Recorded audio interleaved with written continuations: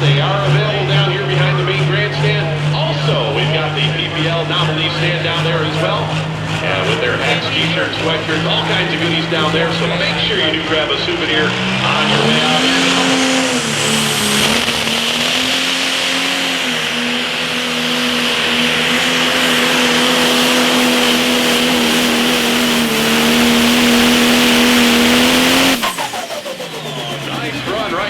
Almost looked like he pumped the throttle one last time at the end there so he didn't just burn it around.